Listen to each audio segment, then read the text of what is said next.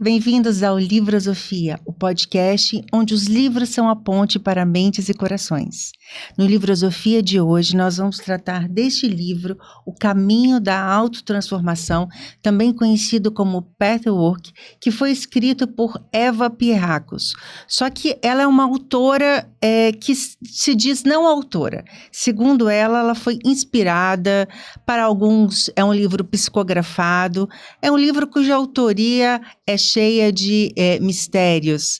E para tratar dessa obra maravilhosa, eu trouxe para conversar com vocês alguém, gente, que foi muito importante em muitos momentos da minha vida e que é uma espécie de mestre dos magos para mim, sabe? De grilo falante, sabe aquela pessoa que tá aqui no seu, né, no consciente, quando você vai fazer alguma besteira, eu lembro dele falando coisas boas no meu ouvido, me colocando no caminho certo.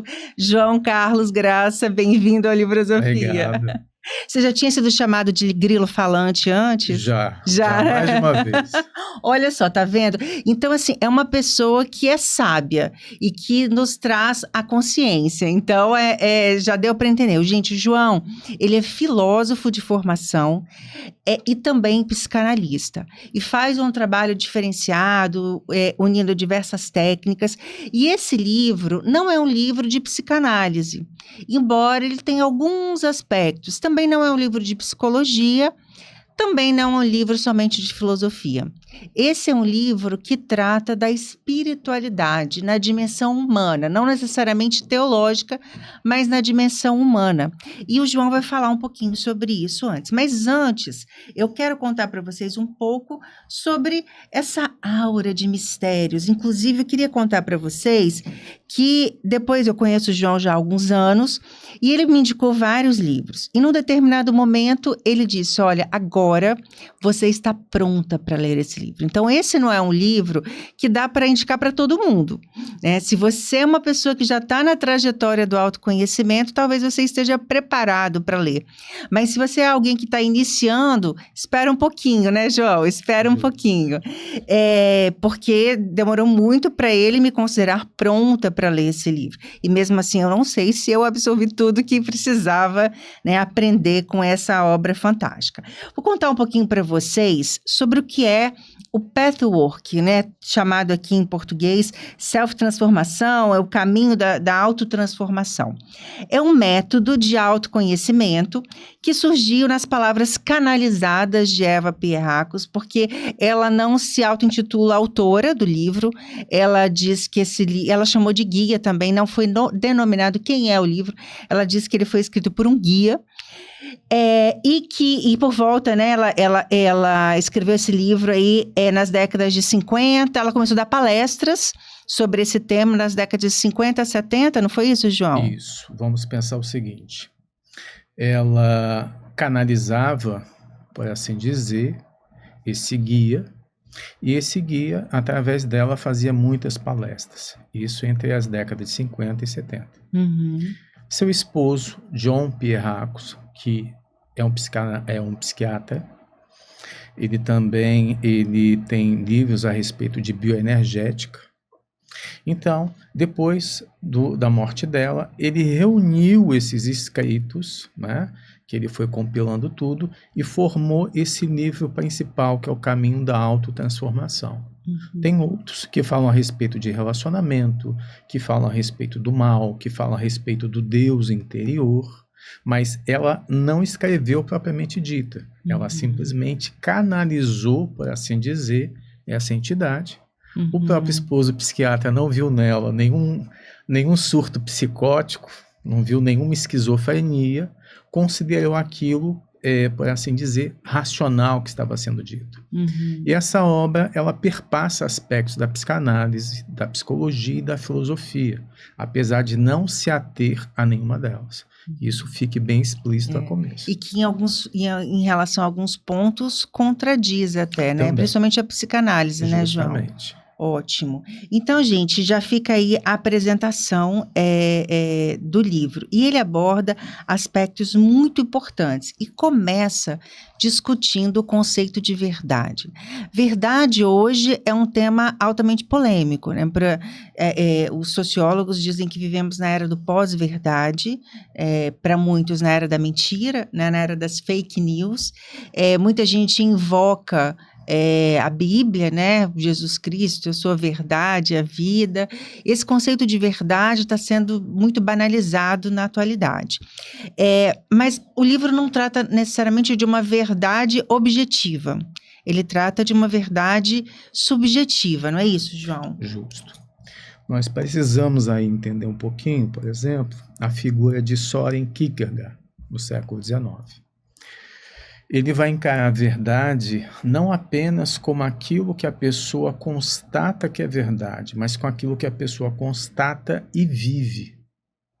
Então, verdade em Kierkegaard é simplesmente você existir, fazer aquilo que você constata em você.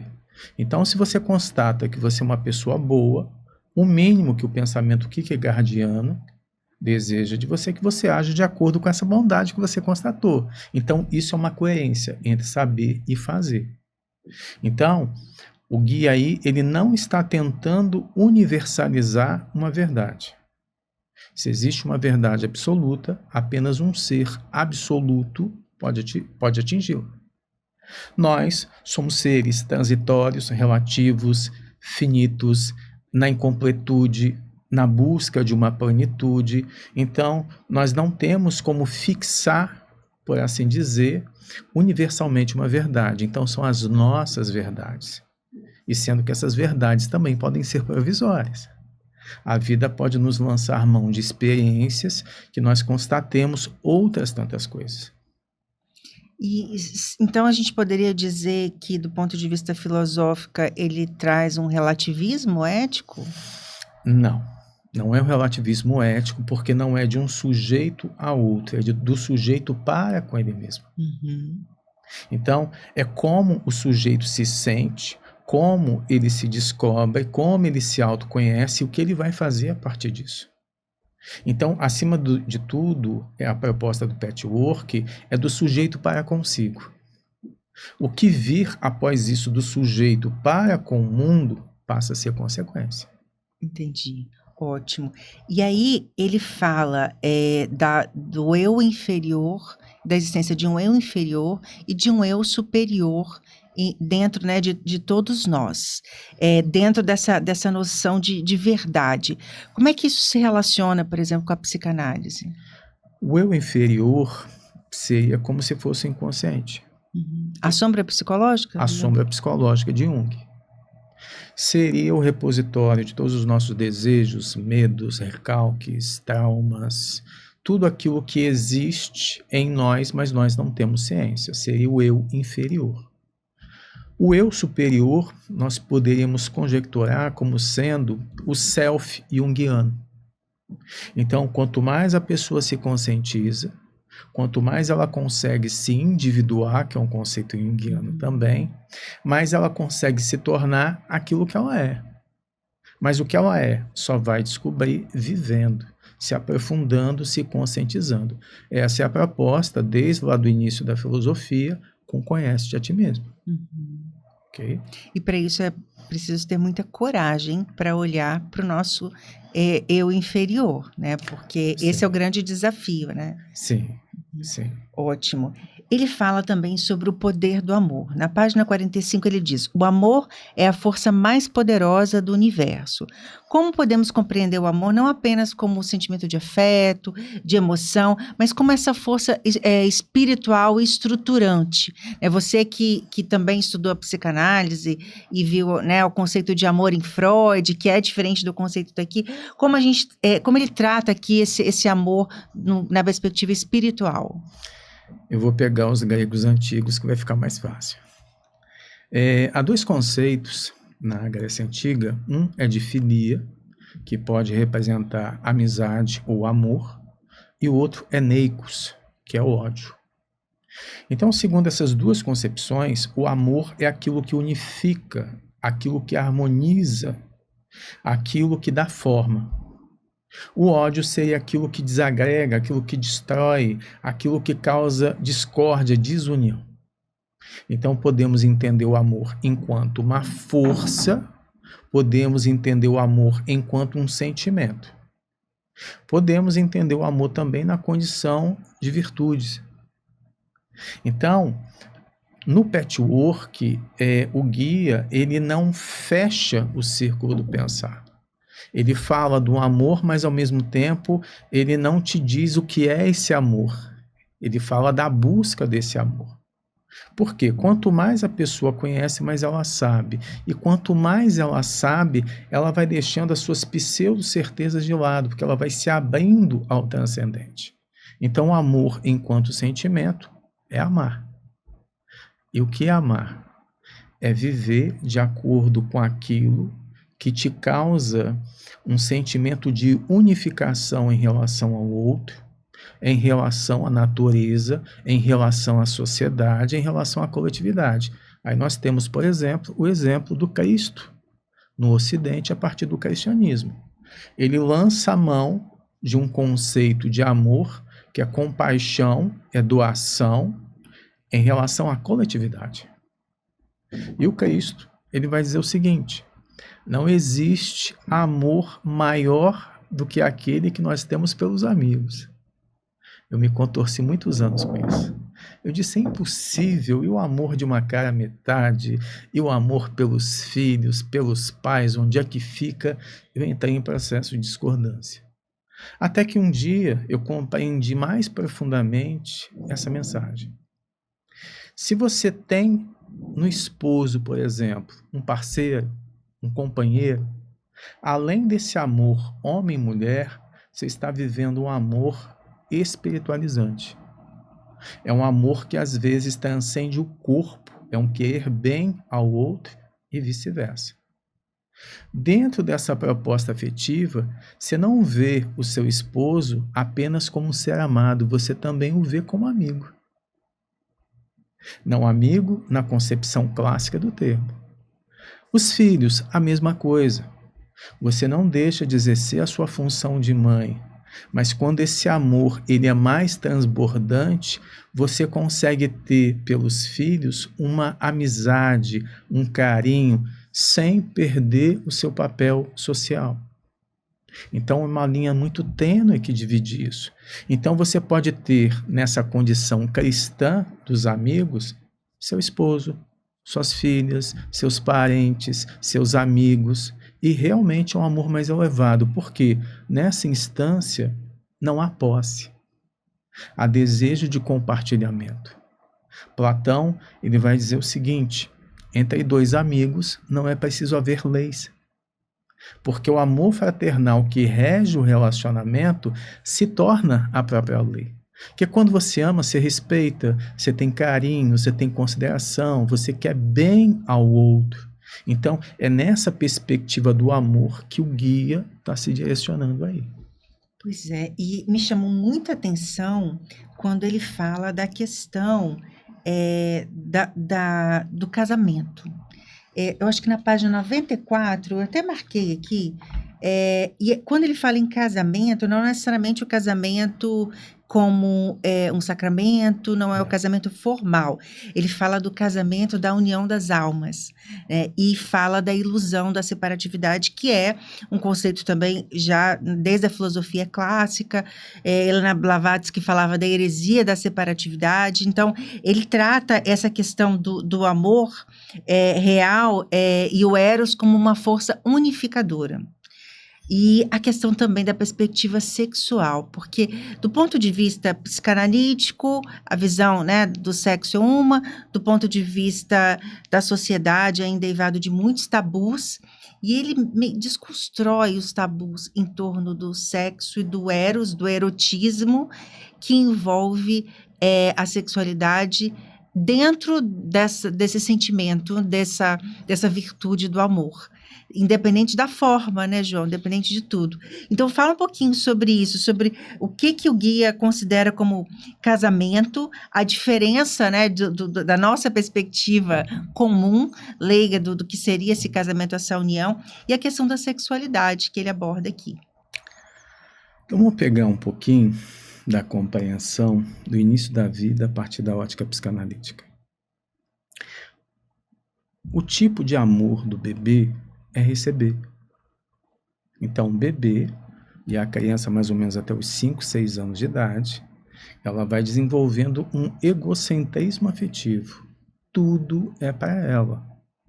Tudo ela tem que estar à frente de qualquer coisa. Então, no início da nossa existência, nós entendemos, nós aprendemos que amor é receber. Ponto. Todavia, se essa criança ela não recebe uma educação afetiva satisfatória, um lar bem funcional afetivamente, ela vai desenvolvendo carências. Ela vai desenvolvendo um sentimento de menos-valia, de não pertencimento, de insegurança, de desproteção. Então, esse desejo de ser amado passa a ser potencializado e ela passa a fantasiar cada vez mais com isso ao longo da existência. Então, para esse adulto depois, amar é ser amado. Se ele não se sente amado, para ele o amor não existe. E qual é o meu espanto diante disso? Às vezes, atendendo em consultório, avaliando a existência da pessoa, o relato dela, da formação familiar, da adolescência, dos relacionamentos, o que eu percebo? As pessoas, na maioria das vezes, recebem muito amor, mas elas acreditam que elas não são amadas. E por quê? Elas aguardam muito mais receber do que ofertar. Então, o amor ficou na infância, o amor ficou na infantilização. Então, Eros, que é a paixão, é o romance, é o desejo de uma vivência mais plena, pode até acontecer de sopetão em alguns momentos, mas não se mantém para poder amadurecer o ego rumo ao sentimento de amor. Então, eu falo às vezes para alguns analisantes o seguinte: seu problema não é falta de amor, é falta de amar. Porque a pessoa ela não aprendeu a amar, ela não viu nos modelos parentais isso de uma forma tão abundante. Então, ela cresce, por assim dizer, padronizada, né? Com as suas crenças limitantes, vamos pegar esse conceito da psicologia, e ela acredita que ela necessita de amor. Esse amor, desde a infância até a vida adulta, passa a ser idealizado. Então, em muitas circunstâncias, ela deixa de viver o amor possível. E o que é o amor possível? É o amor imperfeito. É o amor com desejo, é o amor com posse, é o amor com egoísmo, é um amor, de repente, que tem medo de perder o outro. Ela deixa de mergulhar nessa experiência também para se conhecer. Porque relacionamento é oportunidade de aprendizado.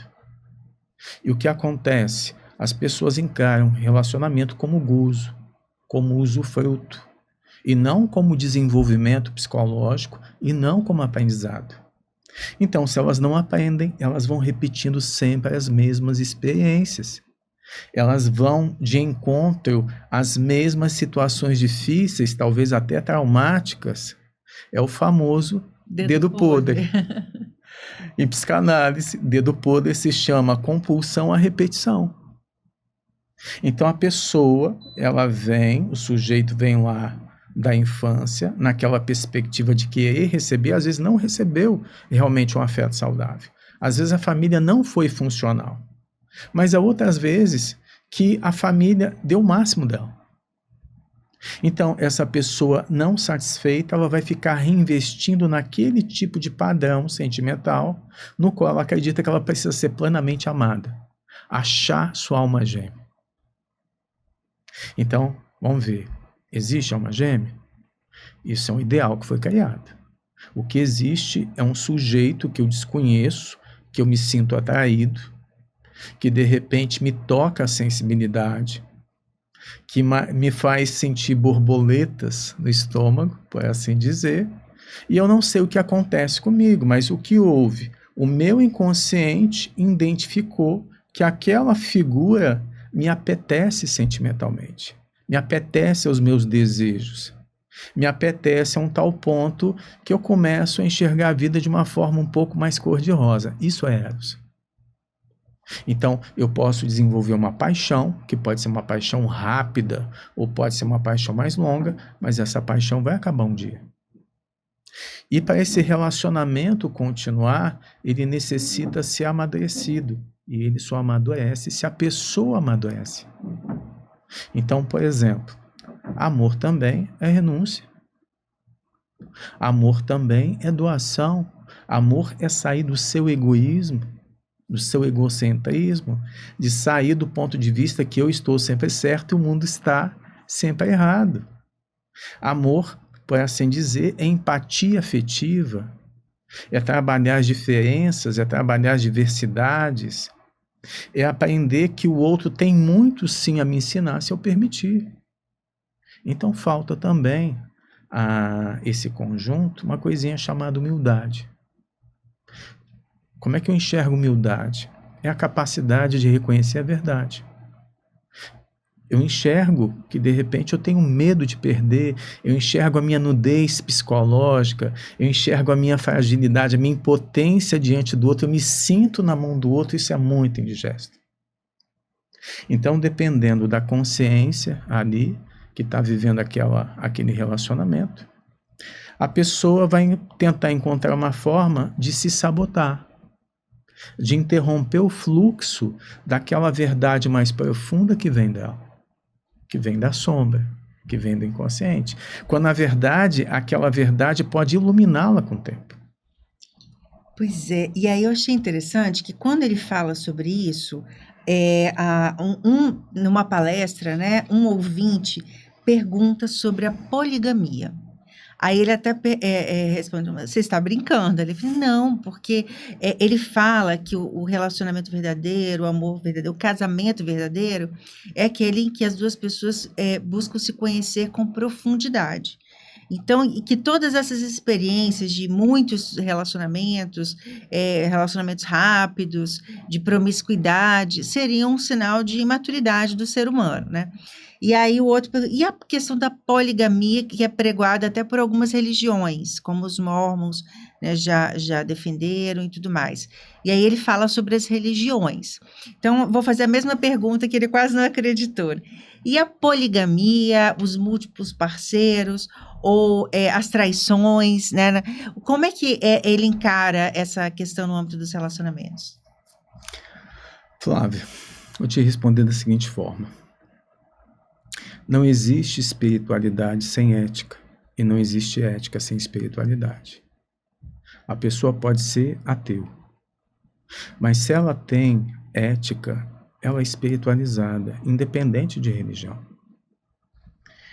Não existe amor sem ética, não existe amor sem espiritualidade.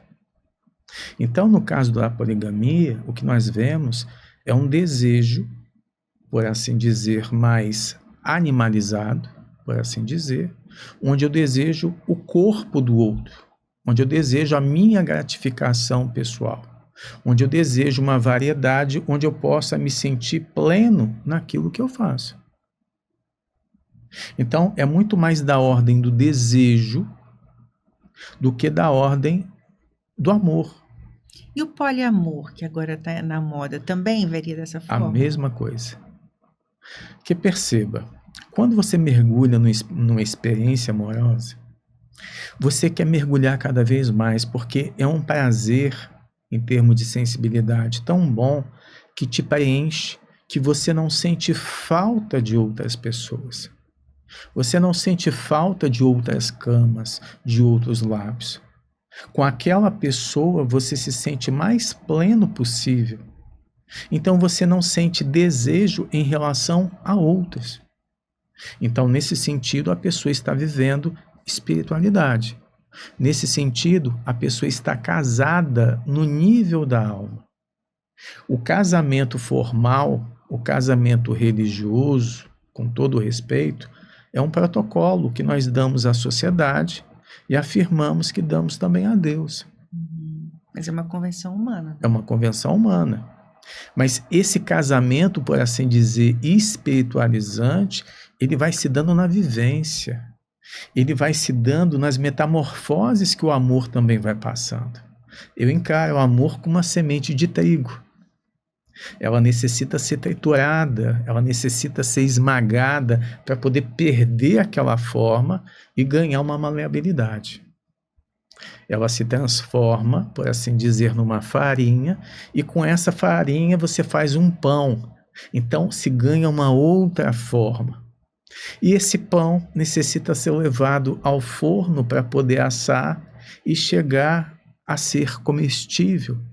Khalil Gibran, poeta, ele vai dizer o pão místico no banquete divino. Então, o amor, para poder evoluir, ele necessita se transformar. Então, em alguns momentos, parece que o relacionamento perde sentido. Em alguns momentos, nós questionamos se existe ou não existe esse amor, porque nós também estamos amadurecendo. Então, aquelas antigas imagens a respeito dos sentimentos, de relacionamento, vão se perdendo ao longo da caminhada. E nós vamos perguntando quem sou eu e quem é o outro. Quem é esse outro que está comigo? Eu, por exemplo, que já estou num relacionamento de muito tempo, desde os meus 16 anos, eu não é a mesma pessoa, né? Não é essa sensação, não somos as mesmas pessoas. Não. O que o ser humano ele busca fazer? Eternizar um momento de felicidade. Eternizar um bom momento. Não existe. Ou você vive plenamente aquele momento, ou ele vai passar. A maior felicidade hoje, a partir de amanhã, já acaba fazendo parte do cotidiano. Então, a felicidade que nós estamos discutindo aqui, por exemplo, o amor que também nós estamos falando, é uma coisa, acima de tudo, do sujeito com a sua compreensão.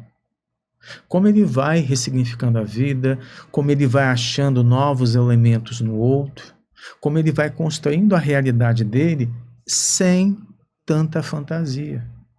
Porque o que mata as relações, por mais paradoxal que seja, são as fantasias. Eu fantasio com alguém ou aguardo uma pessoa com aquele perfil, a fantasia acontece, mas e seremos felizes para o resto da vida é um ponto de interrogação. Porque isso vai depender de como nos comportamos um com o outro, do quanto temos respeito um pelo outro, do quanto nos fazemos importantes um para com o outro, em tese, o quanto cada um consegue ser companheiro um do outro. Que à medida que nós vamos perdendo essa ingenuidade, essas fantasias, nós vamos percebendo o outro além das suas imperfeições. Nós vamos percebendo o outro além daquilo que nós não gostamos. Nós vamos colocando as virtudes do outro, o amor do outro, acima daquilo que nós não gostamos. Então, nesse momento, nós vamos descobrindo o amor. Só que hoje não há tempo para esse processo acontecer. As pessoas se conhecem rapidamente e se dispersam muito rapidamente. Elas não têm tempo para curtir o encantamento do processo. Não deixa o pão fermentar, crescer, né? Justo. Eros, nesse sentido, fica apenas enquanto conquista sexual. Eros não se transforma no encantamento, num desejo de rever o outro. Eros não se transforma naquela saudade gostosa de ver o outro no dia seguinte. Então, Eros, ele pode ser aquela atração rápida, sexual, que eu considero paixão, afetividade, mas acima de tudo é sexo. Ou Eros pode se dar sob a forma de encantamento. Eu vou conhecendo aquela pessoa e eu vou gostando da inteligência dela. Eu vou apreciando as virtudes dela, o jeito de rir, o jeito de se portar, o jeito de se autoexpressar. Tudo isso é um deleite para quem tem esse aspecto de apreciação do outro. Então, O individualismo que nós vivemos na atualidade impede esse processo. E quanto mais individualismo, menos amor. Quanto mais individualismo, menos ética, logo, menos espiritualidade. Sabe uma coisa, João, falando uma coisa assim bem íntima, que eu aprendi a amar, por exemplo, no meu marido, justamente a capacidade de autotransformação dele. Porque muitas coisas, características dele, eu detestava. E ainda tem algumas que eu testo, mas ele é uma pessoa que está sempre buscando a autotransformação. E isso, assim, como eu também sou assim, isso me gera esse encantamento, né? Então, se hoje ele faz algo que eu não gosto, ele está assim. Vamos conversar, vamos, e aí ele vai se autotransformando. Então, isso é por isso que eu digo, não somos as mesmas pessoas, graças a Sim. Deus, né? Não somos mais, né? Excelente, excelente. A questão da separatividade, ela se dá não só no campo das relações afetivas, né? Essa ideia da ilusão da separatividade. E isso também se aplica ao aspecto sexual, e ele aborda a questão da repressão, sexualidade, repressão e espiritualidade encarnada, nós seres humanos aqui no planeta Terra. E aí, gente, eu estou falando de guia, estou falando de encarnação ou reencarnação, mas a nossa conversa aqui não é uma conversa espiritualista ou espírita, é uma conversa que, a questão da encarnação e da reencarnação, tem uma perspectiva filosófica, muitos filósofos acreditaram, né? Então, é algo que esse livro traz, você pode concordar, pode não concordar, né? Mas a gente está abordando a perspectiva da obra, né? Então, é isso, a questão da repressão, né, e na espiritualidade encarnada nós seres. Então, vamos lá. Primeiramente, vamos pensar o seguinte: a física, na atualidade, já fala na possibilidade de multiversos. A física, na atualidade, já fala da possibilidade do universo ser um holograma, ou seja, ele não ter uma realidade de fato. Então, nós somos inteligências vivas, que estamos num plano que chamamos de realidade, estamos condicionados a essa tridimensionalidade. O que existe a partir disso? Nós não temos faculdades psíquicas para aferir. Nós não temos condições de aferir que fora desse plano existam outras coisas. Mas nós temos na história da humanidade pessoas que viveram a sua espiritualidade de uma forma tal que trouxeram informações de que a vida, ela não termina com essa vida. Ou todo mundo chega um momento que acaba delirando, não é? Como dizia Freud, ou então esses corações conseguem encontrar uma supra-realidade que a maioria esmagadora da humanidade ainda não consegue acessar. Voltamos a Eva Pierracos.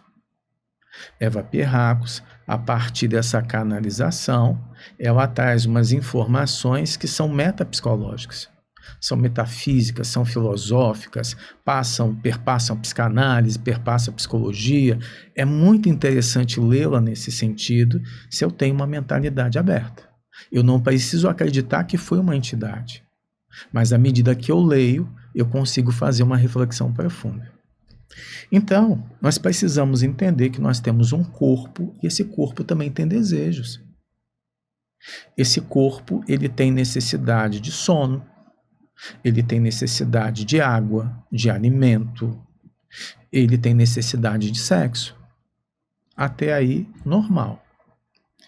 Todavia, à medida que a inteligência intelectual vai se desenvolvendo, esse aspecto da sexualidade, ele pode se separar de uma simplicidade, de um carinho, de um afeto mais profundo.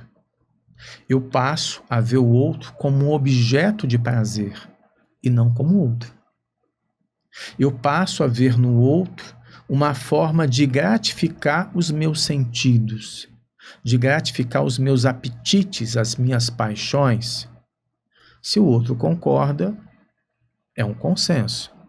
Então, você está dizendo o seguinte, aquilo que muitas vezes a gente atribui ao instinto, Pode ser proveniente da racionalidade, a objetificação do outro. Não digo da racionalidade, das pulsões. Então, todos nós temos um instinto sexual.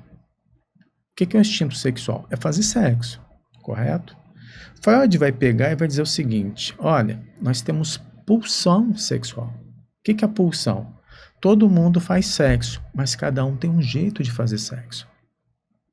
Uns gostam de uma forma mais romântica, outros gostam de uma forma mais agressiva, outros gostam de fazer sexo à noite, outros gostam de fazer sexo durante o dia. Então, tudo isso é pulsão, porque cada um vai expressar essa sexualidade de uma determinada forma. Para uns, a necessidade sexual ela é imperante. Há pessoas que sem sexo elas ficam nervosas. Há outras que conseguem conciliar afetividade e sexo. Eu tenho um ex-analisante, por exemplo, um homem viril e tudo mais, só que ele só conseguia manter relação se ele tivesse envolvido com aquela mulher. Hoje se chama demissexual, né?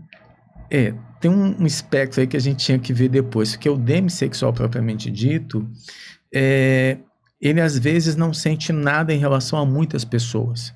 É diferente desse caso, tá?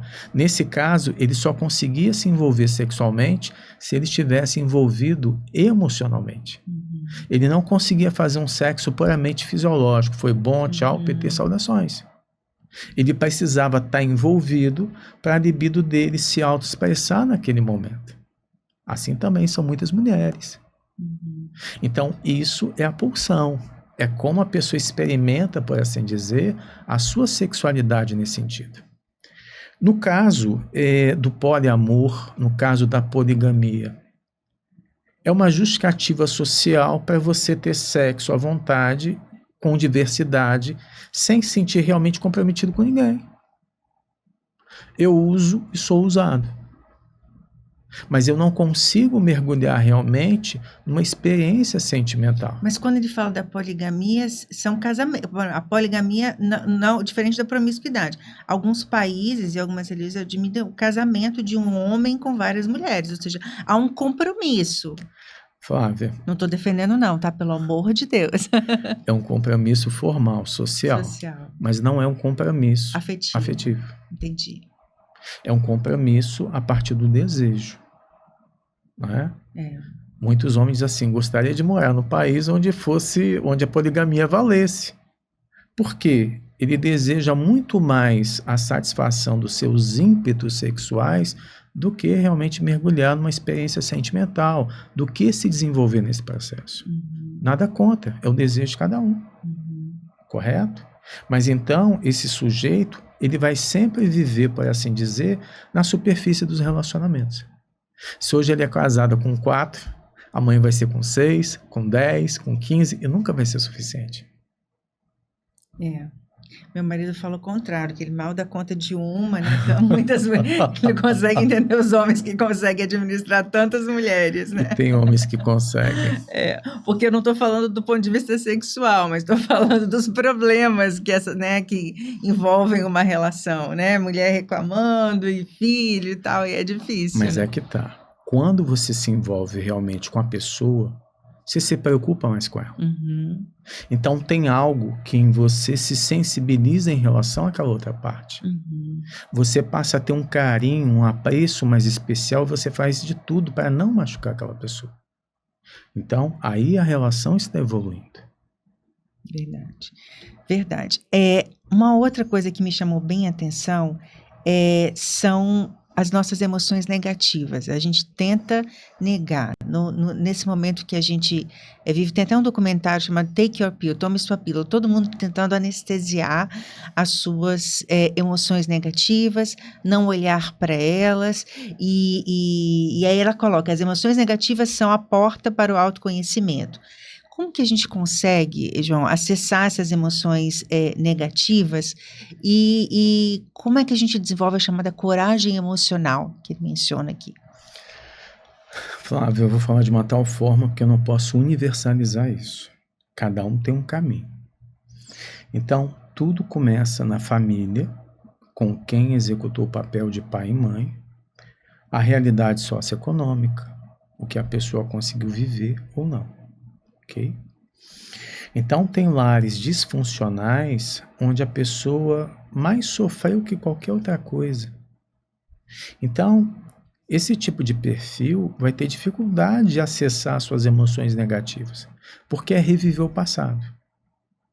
Então, uma proposta psicoterapêutica, uma proposta de autodescoberta, uma proposta de renovação de vida pode auxiliar. Então, acessar as emoções negativas não são tão fáceis porque nós vamos nos comunicar com verdades que às vezes é difícil aceitar. Que de repente nós somos mais egoístas do que nós imaginávamos. Que de repente não somos tão bons assim da forma que nós pensamos. Porque nós criamos uma autoimagem, mas essa autoimagem quase sempre ela é idealística. Ela não é uma autoimagem que corresponda à minha realidade. A realidade eu compreendo no dia a dia. O quanto eu consigo ser eficiente, o quanto eu consigo ser bom para com o outro, o quanto eu consigo evoluir dentro dessa proposta de relacionamento, seja cônjuges, filhos, sejam amigos, seja sociedade. Um outro aspecto que eu achei bem interessante, quando ela fala dos desejos, né? Desejos e a criança interior ferida. Essa ideia de criança interior ferida está em voga, a gente vê muitos vídeos sobre isso. E eu comecei a ler um livro também, por recomendação da minha terapeuta, chamada Mulher Ferida. E aí que tem relação, inclusive, com os transtornos alimentares, que hoje, né, também muita gente com bulimia, anorexia, compulsão alimentar e tudo mais. E aqui ela aborda isso, né, a questão, eu digo ela, mas na verdade o guia, né? Muitas vezes confundimos desejos com necessidades reais. Como distinguir aquilo que é essencial do que aquilo que é compensatório? Né? Então, e nessa relação com as nossas reais necessidades e as falsas necessidades que são criadas por essa criança interior ferida que não teve as suas necessidades supridas, né, no momento em que elas existiram, né? Cada um desses tópicos daria um podcast diferente, só sobre ele. Só sobre ele. Então, infelizmente, precisamos resumir para não perder. Primeiro fala para a gente o que é essa criança interior ferida. É uma metáfora.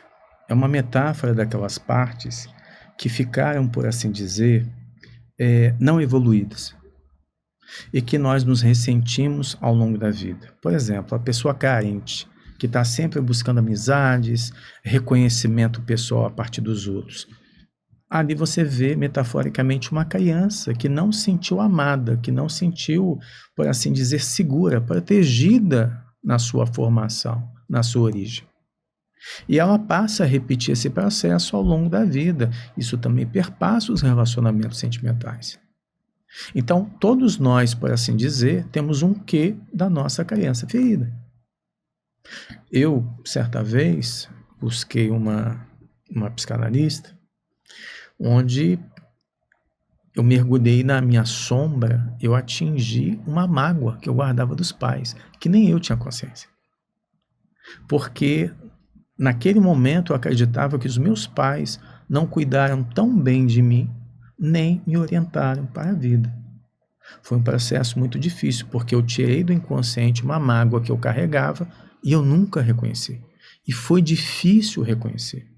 Que eu passei um tempo amargo com aquilo tudo.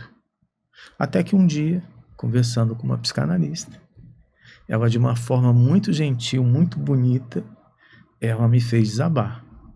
Ela chegou para mim e disse assim: João Carlos, seus pais foram vítimas de outras vítimas. Cuidado para não fazer da sua filha uma outra vítima. A partir dali, cheguei em casa, tive aquela catarse de choro. Comecei a reavaliar muitas coisas. Vi que eu estava exigindo de quem não tinha para poder dar. Houve faltas, lacunas? Sim, houve. Mas aí eu me recordei de Sartre. Não importa o que foi feito de você, importa o que você vai fazer daquilo que fizeram de você. Então, a partir daquele ponto, eu comecei a assumir mais a minha responsabilidade. Em vez de reclamar, em vez de aguardar, eu passei a construir. Então, nesse sentido, nós vamos curando a nossa criança interna, por assim dizer, quando nós vamos nos autorresponsabilizando, deixando de encontrar culpados e buscando efetivamente ajuda e tratamento de fato. O que não é fácil também. Nós falamos um pouquinho disso quando a gente falou da logoterapia do Viktor Frankl, né? Esse foco nos propósitos futuros, né? E, enfim, é importante você conhecer o passado, mas para de ficar remoendo aquilo, nutrindo mágoas, né? E, enfim, sentimentos negativos, porque, como dizia Renato Russo, nossos pais são crianças como você, o que você vai ser quando você crescer, né? Se você não curar essa criança, né? Mas, Flávia, não justificando, existem pessoas que não chegam a essa concordância, a essa compreensão. Então, reclamar passa a ser algo catártico. Se, de repente, não houvesse reclamação, não haveria reparação, haveria um afundamento, por assim dizer, numa depressão. Então, enquanto uma pessoa está reclamando da vida, está reclamando do outro, ela ainda está bem. No dia que ela se calar, que vem o problema mais sério. Porque ela começa a implodir. Ela começa a desabar nela mesma. Ela vai perdendo o sentido existencial. Ela vai perdendo a esperança de uma vida melhor. Olha que interessante, né? A gente está num momento em que se faz muita apologia à gratidão, né? Inclusive de uma forma, a meu ver, né? Superficial, gratiluz. E critica, você tem até aquele livro Um Dia Sem Reclamar, que é um best-seller. Você está dizendo que em muitos momentos a gente tem que reclamar. Sim. Dentro do consultório analítico, o que mais se ouve durante muito tempo é a reclamação do paciente. Então, ele ali está fazendo a catarse dele e ele precisa falar. Freud tem uma frase que eu gosto muito: falar, repetir, elaborar. Se o sujeito não fala, ele não tem como tirar aquilo do seu psiquismo, porque cada vez que ele fala, ele está mexendo, por assim dizer, no seu inconsciente. Ele está atualizando algumas coisas e fazendo catarse em outras, até um dia que ele simplesmente compreende a situação. Ali ele muda um botão. Muitos anos atrás, eu tinha uma analisante que só se envolvia com homem cafajeste. Todo o relacionamento dela, ela era traída. Se a gente for olhar... Dedo podre também, né? Então, vocês estão vendo, segunda vez que a gente... Se você é do tipo dedo podre, esse programa é para você. Então, olhando a história dos pais, nós vamos ver um pai que trai a mãe. Porque isso tem que ter um modelo parental. A criança se inspira no modelo dos pais. Então, o último namorado dela, que ela se apaixonou bastante, que ela... gostou mais do que qualquer outro homem, atraiu da pior forma possível com uma amiga. Ela passou 2 anos, toda semana, só falando do ex. E toda semana eu ouvia com atenção a dor dela. Eu ouvia com atenção a criança ferida. E ela foi falando. Depois de 2 anos, ela chegou um belo dia no consultório e disse assim: olha, cansei de falar do meu ex. Vamos falar de mim? A partir daquele ponto, ela efetivamente começou a transformação dela. Ela precisou de 2 anos para poder verbalizar, para poder nomear aquilo que ela estava sentindo. Então, nós precisamos ver na pessoa que reclama uma pessoa que está enferma, no sentido psíquico e emocional. Uma pessoa que de repente não tem outros ouvidos, ou se tem, esses ouvidos não são especializados para poder acolher, para poder cuidar, para poder ajudar a tirar aquela pessoa daquilo. Então hoje eu citei a questão do individualismo. Hoje é mais fácil alguém te buscar para você ouvi-la do que para você poder falar alguma coisa. As pessoas estão com dificuldade de ouvir, de auscultar. Então, dentro dessa proposta, nós devemos ter um devido cuidado para não criar a tirania de que ninguém pode reclamar, que todo mundo tem que ser feliz, de uma positividade tóxica, de que você tem que ser feliz a qualquer custo. Não, você não tem que ser feliz, você pode ficar triste, você pode ficar deprimido, você pode não acreditar mais na vida, em Deus. Você tem todo o direito de sentir o que você quiser, mas volta para você. Tenta compreender como você se perdeu. Tenta buscar ajuda de alguém para você se reencontrar novamente e dessa vez numa perspectiva de crescer mais psicologicamente, aguardando menos dos outros e mais de você. Excelente, excelente. Ele coloca também, né, o guia, a crise como mestra, a importância das crises que nós vivemos. Eu já escrevi, quando a gente fala de crise gerencial nas empresas, né? Escrevi até um artigo uma vez, a crise no gerenciamento de crises, quando veio a pandemia, quando teve aquela crise da segurança aqui no estado. A gente vive crises no ponto de vista macro, mas aqui ele está se referindo às nossas crises internas, às vezes também motivadas por crises externas, né? Então, fala um pouco mais sobre isso para a gente, João. Por que é importante a gente entrar em crise? Você se recorda do desenho Divertidamente? Sim. A importância da tristeza na vida das pessoas? Sim. Uma tristeza consequente por mais de 30 dias é depressão. Perdão, 90 dias. 90 dias. Mas as pessoas hoje não se permitem ficar tristes. Elas não se permitem conhecer sua tristeza para poder conhecer as causas. Então, muitos idealizam uma felicidade, uma realização, um amor, uma plenitude que dificilmente vão atingir, porque não é a partir do princípio da realidade. É a partir, por assim dizer, quase de uma dissociação cognitiva. É da ordem, eu gosto de brincar que é da ordem do psicótico, não é da ordem do real. Então, o que sucede nesse momento? Se a pessoa aceita a tristeza assim quanto ela aceita a felicidade, se ela aceita os bons momentos tal qual como ela aceita os maus momentos, ela amadurece. Na psicanálise, Freud vai dizer o seguinte: o ego, ele só amadurece se a pessoa aprender a suportar a dor da frustração.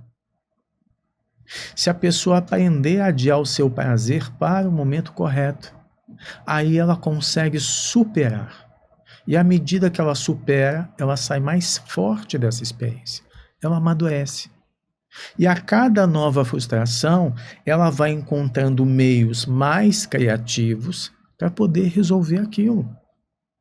Então essa pessoa, ela não se detém diante da vida. E o que é a crise? É um momento de oportunidade de reavaliar o caminho. Para onde estamos indo, o que estamos fazendo. A humanidade vive um momento de crise mundial, de valores, de espiritualidade, daquilo que ela diz acreditar. Como países que se dizem cristãos ou que acreditam em Deus, cometem genocídio. Patrocinam terrorismo, disseminam o ódio no mundo. Então, muitas contradições estão sendo colocadas à flor da pele na humanidade. O pior do ser humano, ele está mostrando na atualidade. Por quê e para quê? Do ponto de vista humano, não sabemos. Faz parte de um processo evolutivo? Talvez.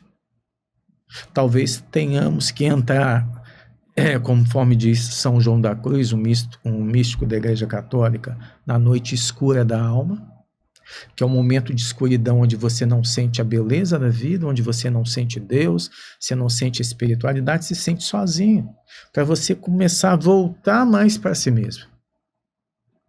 Eu sou apenas sombra? Não. Eu sou muitas outras coisas boas. Mas essas coisas boas, eu estou sabendo cuidar, estou sabendo semear, estou sabendo prosperar com isso. Então a crise, ele tem esse momento que eu acho muito interessante. O indivíduo ele não consegue escapar. Ele está ali e ele é forçado a encontrar uma solução, se ele não quiser sucumbir. Uhum. É um momento, isso que eu acho interessante também. Se não fosse a crise, a coisa não andava, né? Não evoluía, né? O chinês ele vai dizer que crise é oportunidade de crescimento, de desenvolvimento. Uhum. Ótimo, ótimo conceito. O mal, aqui ele fala sobre o mal. Durante muito tempo eu, por exemplo, neguei a existência do mal. E aí ele coloca o mal como distorção da luz, do divino.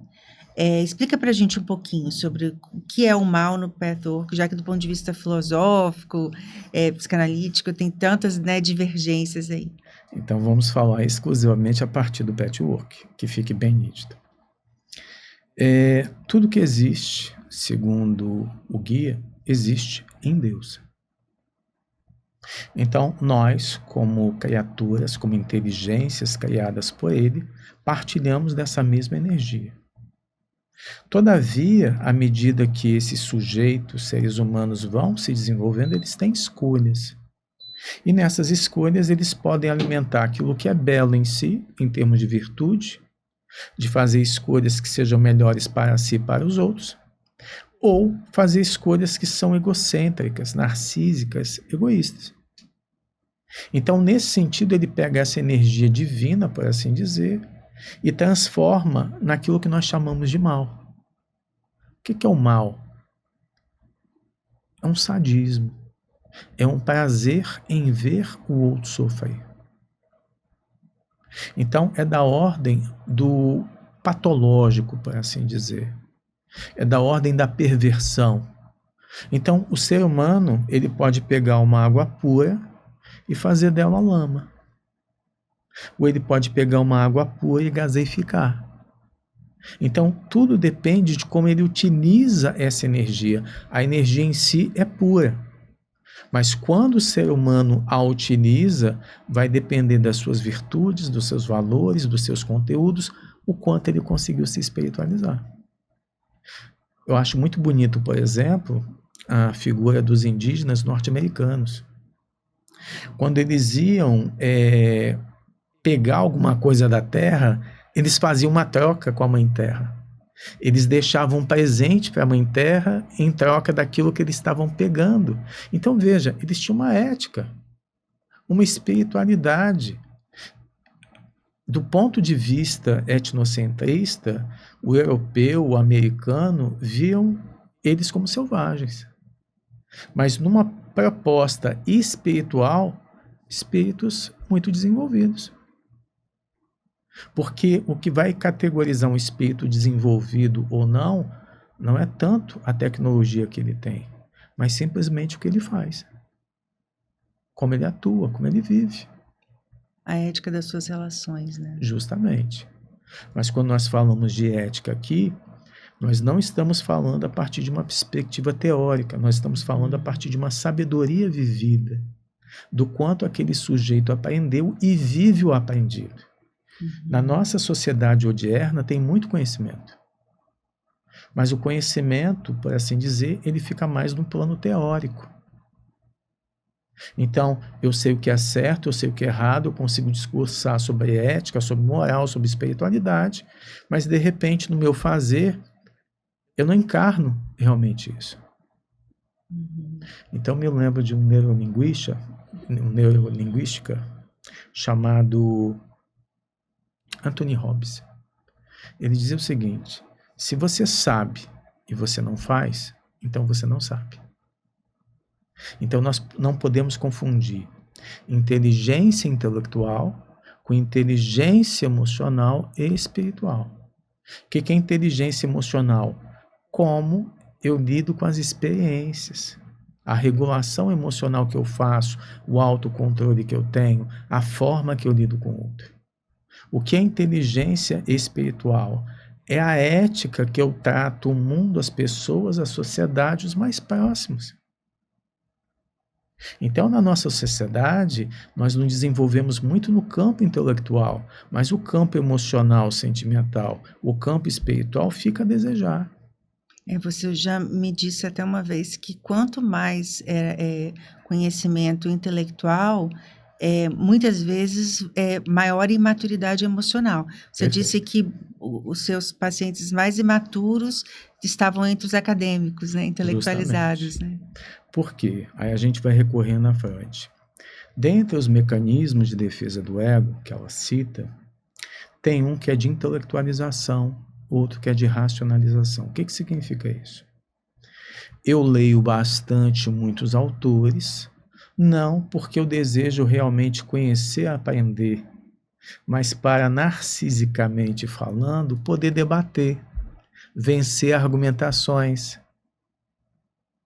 Compreende? Uhum. Então, eu sempre estou utilizando de um pensador, eu sempre estou utilizando de uma teoria, eu estou sempre trazendo informação para dizer o quanto eu sei. Mecanismo de defesa de intelectualização. E existe aquela pessoa que ela constata, por exemplo, que ela não foi bacana com uma outra pessoa.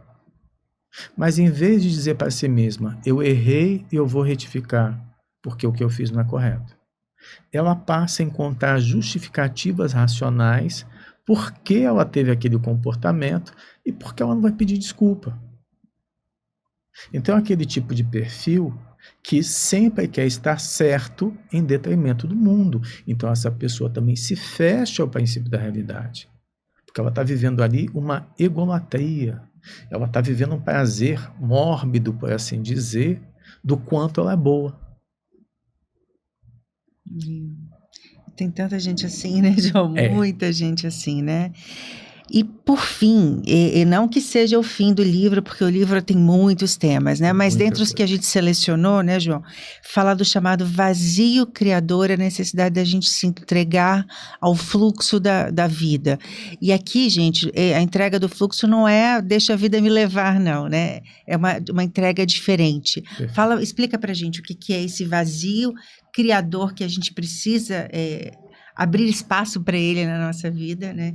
E a entrega do fluxo, ao fluxo. Quanto mais imatura for uma pessoa, mais ela tende a ser superficial e dependente. E quanto mais superficial e dependente, ela vai buscar distrações. Ela não consegue ficar sozinha com ela mesma.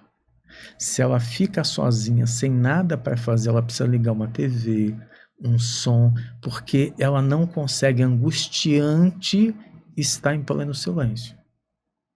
Então, o vazio para ela é um tédio. O vazio para ela é um fracasso. Ela encara o vazio como se fosse o próprio inferno dela. Ela está esquecida do mundo e das pessoas. Agora, o vazio para uma pessoa mais madura é um momento de transição, de ressignificação, de autoconhecimento. Gosto muito de utilizar uma analogia, essa caneca. Qual a utilidade dessa caneca? A gente usa para beber líquidos, Justo. né? Mas a utilidade dela é o vazio dela. Então eu posso preenchê-la com água, com suco, com chá, com qualquer outra coisa. E à medida que eu vou variando os conteúdos dela, eu vou tendo experiências diferentes. Então, no momento, essa caneca está cheia, mas há momento que eu necessito esvaziar, ou seja, eu preciso ter um tempo para poder repensar aquela experiência. Eu preciso estar no meu vazio. E esse vazio pode ser uma coisa muito gostosa. É aquele momento onde tudo está acontecendo da forma que sempre foi, não tem nada de novo acontecendo, mas eu estou lendo um bom livro. Eu estou indo à praia, caminhar com o mar batendo no meu pé. Eu, de repente, me permito um momento de religiosidade, eu me permito um momento de assistir uma série, me permito um momento de ficar na vacuidade do pensamento, apenas contemplando a vida. Então, esse vazio, ele é criativo. Eu, às vezes... É o ócio. Esse é o ócio ócio criativo. Não é, as pessoas acham que o ócio criativo é preguiça, né? Não necessariamente. É necessidade de a gente realmente ter momentos para estimular a criatividade. Justamente. Meditação. Também vou perpassar aí. No início do meu casamento, isso há quase 24 anos atrás, minha esposa se casou com um filósofo. E havia momentos que eu queria ficar quieto. E ela ficava muito incomodada com isso. Como é que você consegue ficar 2, 3 horas olhando para o nada? Isso é impossível. Com o tempo, ela foi aprendendo o porquê disso. São os momentos mais fecundos que eu tenho para poder descobrir respostas, para poder me repensar, para poder organizar as minhas crises, para poder organizar minha perspectiva de vida, para poder entender o que necessita ser retificado. Ou às vezes é um momento onde não estou pensando em nada e vem algumas respostas. Na meditação acontece a mesma coisa. Meditação não é ausência de pensamento. A ausência de pensamento é AVC. Entendeu? Então, na meditação, a princípio, nós vamos sim pensar, são pensamentos indiscretos. Estou tentando fazer meditação, vem aquele pensamento, não paguei o boleto. Estou pensando, tentando me concentrar e vem uma imagem que não tem nada a ver. Por quê? Nesse momento nós podemos perceber o que é o eu e o que é a mente. A mente é como se fosse uma IA. Você dá comandos à IA e a IA executa.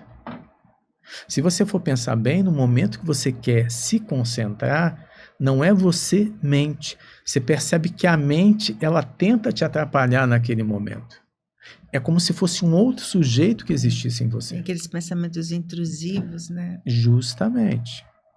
Eu tenho uma história que eu acho muito divertida. O pai de uma amiga minha, que é uma pessoa assim, muito simples, ele disse que todas as vezes que ele estava na igreja tentando rezar, vinha um pensamento de uma mulher pelada, alguma coisa assim. E aí ele falava, sai diabo, vai meter o rabo em outro lugar. Eu achava isso divertido, ou seja, a descrição dele para esses pensamentos intrusivos que vêm, né? Quando a gente menos espera, você pensa na coisa mais inapropriada do mundo, que você está na igreja, né? Então é isso, realmente ele luta contra o nosso vazio, né? Justo. Então, o que eu fiz? Eu tive que aprender a aceitar esses pensamentos no momento da meditação. Você está aí, vai, pensa o que você quiser, eu estou aqui. E à medida que o tempo foi passando, toda vez que eu entrava no estado de meditação, ficava mais fácil. É como se a mente entendesse que aquele momento era momento de uma tranquilidade. Eu cheguei a entrar em estados de meditação tão profundos, onde certa vez eu consegui ouvir naturalmente as batidas do meu coração. Você poder entender o nível de internalização. Então, durante o ato meditativo, sem você querer, você pode obter muitas respostas. Porque você relaxa a mente ordinária, você está relaxando o seu emocional e você está, por assim dizer, desenvolvendo outras faculdades intuitivas, espirituais. E naquele momento algumas coisas podem acontecer. Buda colocava a meditação como caminho para chegar ao nirvana. Obviamente ele vai falar das 4 nobres verdades, do octuplo caminho na 4ª nobre verdade. E o que é o nirvana? Esse estado de plenitude, segundo Buda, onde você se encontra com a essência da vida. É possível? Segundo Buda, sim. E no nosso caso, nós precisamos começar a desenvolver exercícios para sair do automatismo da vida. Para a maioria de nós, a vida do dia a dia começa com preocupação, com deveres, e também termina com preocupação com deveres. E pouco tempo nós tiramos para poder meditar, para poder aprender a respirar, para poder ter os momentos de ócio criativo, para ter esses momentos de estar mais íntimo de si mesmo. Note, é mais fácil você ter intimidade com uma amiga do que você ter intimidade com você mesmo. Você mesmo, é verdade. Quando eu comecei a estudar filosofia, lá na Nova Acrópole, eles fazem um exercício para o início de um processo meditativo. Eles colocam aquela figura que é como é que se chama? Eu estou tentando lembrar aqui, que ela é um círculo com ponto no meio. ela tem, se vocês procurarem na internet, vão achar o nome dessa figura. Você desenha num papel A4 e cola na parede, ou coloca, né, enfim, em algum local. Vendem até alguns quadrinhos. E aí você começa a olhar para aquele ponto. E aí você vai, né, tentando colocar seu foco naquele ponto até que a borda desaparece. Aí quando a borda desaparece, você começa a entrar no estado meditativo. Então a gente fazia alguns exercícios de ficar alguns minutos. Por quê? Para ser filósofo, você precisa esvaziar sua mente. Porque como você vai refletir e construir pensamentos, né, ou pensar sobre o pensamento, se você está com a mente cheia e acelerada e hiperativa muitas vezes, né? Então, esse é um exercício que eu achei interessante. Outro exercício, eu não sou uma meditadora, né, enfim, profissional, não cheguei nesse nível do João de ouvir o próprio coração. Mas tem no Netflix uma série, né, que se chama Meditação Guiada. De um instituto na Inglaterra, e eu recomendo que as pessoas ouçam, assistam a esses episódios. Ele vai ensinando várias técnicas meditativas. De repente, alguma técnica te ajuda, porque essa que você falou, falou que é ideal para começar, você começa a observar os pensamentos que vêm quando você tenta parar, que eles chamam de técnica da anotação. Né? Você vai anotando na sua mente, assim, tipo assim, o que eu estou pensando? Né? Eu estou pensando no carro, eu estou pensando na esposa, começa a observar que pensamentos vêm, e aí ele vai ensinando até chegar à meditação transcendental, que é a mais profunda. E para isso conta histórias de vidas que foram transformadas pela meditação. Tem um livro também, que eu acho que você até que me indicou, muito tempo atrás, Para Viver em Paz, Nietzsche, escrito por um nome que me parece tibetano, assim, Nietzsche tal, eu esqueci o nome do autor, na verdade não esqueci, eu lembro bem, inclusive da grafia, eu só não sei pronunciar. Nietzsche-chan, alguma coisa assim. Thich Nhat Hanh. Thich Nhat Ele é um Hanh. monge budista vietnamita. Exatamente. Já falecido. Para Viver em Paz. Acho que foi você que me indicou esse livro. Eu tenho ele lá em casa. Então, também ensina técnicas, né, meditativas. Então, acho que é uma dica. Eu acho que a meditação hoje é uma unanimidade. A ciência estuda cada vez mais e prova os efeitos positivos da meditação.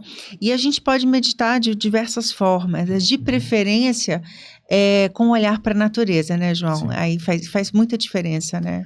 Na atualidade, o Mindfulness, ele está se destacando entre muitas pessoas, porque significa atenção plena. Então, eles têm uma técnica de 8 semanas, que você vai executando e você pode repetir. E eu tenho constatado, ainda não pratiquei dessa forma, mas eu tenho constatado que muitas pessoas que praticam, elas ganham mais consciência corporal e emocional. Tenho achado isso muito interessante. Eu tenho um analisante que tem praticado e como ele virou a chave na vida dele com isso. Então, como ele está mais presente nas coisas que ele faz, nos pensamentos que ele pensa. Então, notável isso. Não existe uma única forma de meditar. Existem muitas e cada um tem que buscar a sua forma. Mas buscando dos yogis indianos, nós precisamos entender que uma meditação, para ter uma efetividade, a pessoa precisa tomar cuidado da respiração. Então os yogis vão dizer o seguinte, a mente controla o corpo, mas a respiração controla a mente. Então quanto mais eu respiro de uma forma calma, serena, num ambiente tranquilo, mais eu estou proporcionando paz à mente e ao sistema emocional. Então, a partir desse princípio, eu posso ir diminuindo os pensamentos intrusivos. Outra forma de diminuir os pensamentos intrusivos. Começou a vir muitos pensamentos, visualiza a nuca. Quando você começa a visualizar a nuca, corta os pensamentos. Nossa, que interessante. Nunca tinha ouvido falar isso. Você você imagina, né? Que você não consegue visualizar. Visualização criativa. Criativa. Então você visualiza a nuca, você coloca a atenção aqui atrás, magicamente os pensamentos intrusivos terminam. Olha que interessante. Eu aprendi uma técnica no dia do meu casamento. Eu comentei com a moça que estava arrumando meu cabelo, a cabeleireira. Eu falei: Olha, eu tô com medo de chorar muito e estragar a maquiagem. Ela falou: Olha, coloca a língua no céu da boca. Porque ao fazer isso, você corta a emoção, assim, né? Como se você estivesse cortando aquela intensidade da emoção que você sente naquele momento. E dito e feito, eu dei aquela choradinha elegante, aquela lágrimazinha escorreu, mas não parecia uma carpideira no meu casamento, como eu já vi algumas mulheres, né, chorarem horrores, assim, então... E o guia aí também tem uma parte que ele vai falar acerca de meditação. A importância da meditação para você encontrar essa transcendência, para você encontrar essa conexão profunda que a mente racional ela não consegue dar. Então, em tese, o que o guia vai dizer? Nós temos faculdades em nós subdesenvolvidas que a meditação pode desenvolver. Então você passa a ter uma percepção direta da experiência em vez de ouvir um terceiro falar. No nosso campo hoje científico, ciência é tudo aquilo que pode ser verificado. Mas há experiências subjetivas que você não tem como universalizar. Exemplo, somos mais de 8 bilhões de pessoas no mundo. São 8 bilhões de formas de interpretar a vida, de sentir a vida, de viver a vida. E nenhuma é igual a outra. Então não há como universalizar. Existe mais coisas entre o céu e a terra do que sonha a nossa vã filosofia, né? Então, para quem, por exemplo, é religioso, acredita, né, em Deus, e esses momentos também são um momento de você ouvir. Igual ela fala, isso aqui foi psicografado. Pode ser que sim, pode ser que não. Mas quem nunca passou por um momento de inspiração? Eu, por exemplo, que escrevo poemas, já contei aqui algumas vezes. Tem horas que eu estou lavando a louça e eu tenho que correr e escrever. É como se, às vezes, a sensação que eu tenho de que não sou eu, né? Então, mas às vezes Então, por quê? Porque você, naquele momento, fazendo algo manual, esvaziou a sua mente e se abriu para aquele canal de comunicação com o divino. Né? Então, também para quem acredita e gosta desse tipo de... É uma forma de você, de repente, recuperar a sua intuição como forma de comunicação com o divino, concorda? Sim. É uma forma também de você desenvolver uma supraconsciência. Uma consciência cada vez mais transcendente, onde você pode romper com as barreiras do limitado, daquilo que a mente humana ainda entende como normal. Existem pessoas que têm faculdades psíquicas impressionantes, que a gente vai dizer que é parapsicológico, é extrasensorial. Não gostamos de falar que é mediúnico, porque parece falar de mediúnico é falar de religião. Mas todo ser humano, ele é dotado de faculdades. Quem nunca teve um pressentimento, uma sensação, um sonho, um revelador, uma intuição? Então, são faculdades rudimentares que, à medida que o ser humano ele começa a se aprofundar em si mesmo, a se conhecer, a meditar, a amar, ele vai, por assim dizer, ganhando, conquistando sua herança divina. Recordando Jesus, as obras que eu faço, vós também podeis fazer. O reino de Deus está dentro de vós. Não estou levando para o aspecto religioso. Mas o que o Cristo disse ali do ponto de vista psíquico? Vocês não sabem o poder que vocês têm. Vocês não sabem a força, a presença que existe em cada um de vocês. Vocês funcionam como mendigos da luz, por assim dizer. E não como filhos da luz. Então, se a gente tirar a nomenclatura religiosa e se a gente pegar hoje alguns elementos da física, você vai vendo pouco a pouco a física concordando de uma forma sutil com aspectos espirituais. Verdade.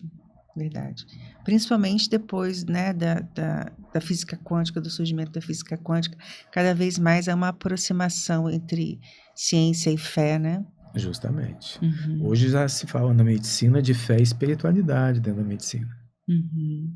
Já tem curso a respeito de espiritualidade na medicina. Na medicina, É interessante, assim, vou contar, a gente já está caminhando aí para o final. Se pudesse, eu ficava 2 dias aqui conversando com o João, só com água. Mas eu lembro que meu avô estava no hospital, assim, né, nas últimas, assim, mas ele não falecia, e aquele sofrimento. Aí o cardiologista chamou meu pai, os irmãos, e falou: olha só, o que mais a gente vê aqui no hospital é a pessoa com medo de morrer, principalmente quando vai deixar o cônjuge. Então, é importante que vocês cheguem para ele e digam: olha, pode deixar que a gente vai cuidar da mamãe, vai ficar tudo bem, pode descansar em paz, tal, conversem com ele, porque isso é muito importante, senão ele fica preso aqui. E isso foi um cardiologista, né? Em tese, né, um cientista empírico. Enfim, foi feito isso. 5 minutos depois, meu avô fez a passagem. Ele precisava da garantia de que os filhos iriam cuidar da mãe. Então, como explicar isso, né, à luz da ciência, né? Então, assim, podem até existir explicações, mas não tem como negar que existe uma espiritualidade. E o médico disse que isso é comum, é muito comum acontecer. Né, que muitas vezes as pessoas só se deixam ir depois que elas têm a garantia de que o cônjuge vai ficar bem, de que o filho vai ficar bem, né, quando ela tem autorização dos seus para ir. E isso é uma coisa que eu nunca vou esquecer. João, foi muito maravilhoso. Eu já sabia que ia ser, tá, gente? Olha, muito obrigada, querido. Gostaria apenas de fazer uma observação. Claro, final. fica à vontade. Nenhuma teoria vai suplantar a verdade, seja ela qual for. Então, por exemplo, eu sou um leitor de psicanálise, de filosofia, de outras obras. Mas chega um determinado momento que eu faço uma suspensão de tudo isso. E eu preciso pensar a partir do meu pensamento. Porque se eu não partir daquilo que me é mais próprio, daquilo que me é mais particular, eu nunca vou conseguir fazer esse mergulho psicoexistencial. Então, por que eu estou dizendo isso? A academia ela é muito importante. O universo acadêmico abre bastante as mentalidades. Mas chega um determinado momento que essas mesmas mentalidades começam a se encaixar em formatações dos seus orientadores, dos pensadores, das teorias vigentes.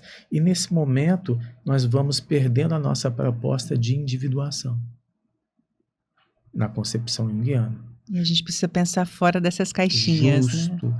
Então, apesar de todo esse conhecimento, eu me permito pensar além desse conhecimento. Eu me permito especular, refletir acerca de outras possibilidades, porque assim eu não me limito, assim eu permaneço receptivo. E é esse o ponto aqui que eu quero deixar no final. Pensem o seu pensamento. Eu me recordei agora de uma professora que eu tive no curso de filosofia. No final do curso, ela vem da França, de um doutorado. Éramos em 6 no final do curso. E ela vai perguntando a cada um com quem cada um se identificou em termos de pensamento e teoria. E eu vou ficando embaraçado. Quando ela chega a minha vez, ela diz assim: você, João Carlos, qual pensador, qual teoria que você mais se afeiçoou? Com vergonha, eu disse assim: professora, eu perpassei muitos pensadores, mas eu não consegui me identificar com nenhum deles. E fiquei naquele estado assim: nossa, que vergonha.